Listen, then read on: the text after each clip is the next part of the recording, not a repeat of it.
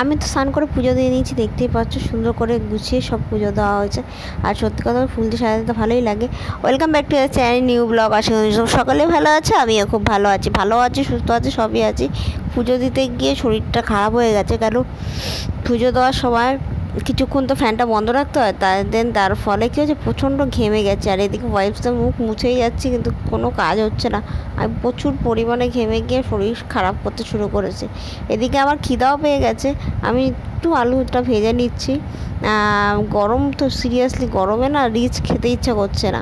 এদিকে কিছু জিনিস খেতে ইচ্ছে করছে, বিকালবেলা হলে ইচ্ছে করছে, কিন্তু ওই যে না খাবো না এইসব জিনিস, সেইটা ভেবে আর বাকি জিনিসপত্র আর ভাবনা চিন্তা না রেখে নর্মাল খাওয়া দাওয়াই করার চেষ্টা করছি।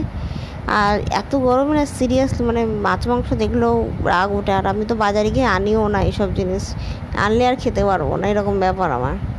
তো রান্নাটা আমি নিজে করি, কিন্তু এইসব জিনিস নিজে আর আনি না। বিকালবেলা একটু রেস্ট নিয়ে কিছু কাজ করছিলাম, হালকা পাতলা। তো বৃষ্টি হলে, বৃষ্টি কোনো নামই হলো না। আমি এখানে ঝাল সুজি বানাবো, তোমাদের সাথে রেসিপিটা শেয়ার করছি। তোরা অবশ্যই দেখে না, এখানে বরের খাবার রেডি হয়ে আছে। এখানে আমি সর্ষের তেল দিয়ে দিলাম, তোমরা সাদা তেল ইউজ করতে পারো, ঘিও ইউজ করতে পারো। এখানে কালো জিরে ফোড়ন দিয়ে দিচ্ছি, আর এখানে কাঁচা লঙ্কা আর পেঁয়াজ দিচ্ছি। তোমরা এখানে শুকনো লঙ্কা, তেজপাতা, গোটা গরম মশলা ফোড়ন দিয়েও করতে পারো। আমি পুরো ডিটেলসটাই তোমাদের ভয়েস দিয়ে দিচ্ছি, তোমরা ঠিকভাবে বুঝতে পারবে, করতে পারবে। পেঁয়াজটা যেরকম পরিমাণে রাখা তোমরা সেভাবে করেছি, বেশি লাল করিনি। আর এখানে হলুদ দিয়ে দিলাম পরিমাণ মতন, দেখতে যেরকম তোমরা সাদা খেতে চাইলে সাদাও খেতে পারো, কোনো অসুবিধা নেই। আর এটা কারি পাতা দিয়েও করা যায়, সর্ষে ফোড়ন, কারি পাতা, শুকনো লঙ্কা দিয়ে, সেটাও একটা টেস্ট দেয় খুব সুন্দর। এর মধ্যে নারকেল দেওয়া, বাদাম দেন। আর আজকে আমি নারকেল বাদাম কিছু দিইনি, শুধুই আলু দিচ্ছি। আর আলুটা অলমোস্ট আমার হয়েও এসছে। আলুটা আমি নুন জলে ভিজিয়ে রেখেছিলাম।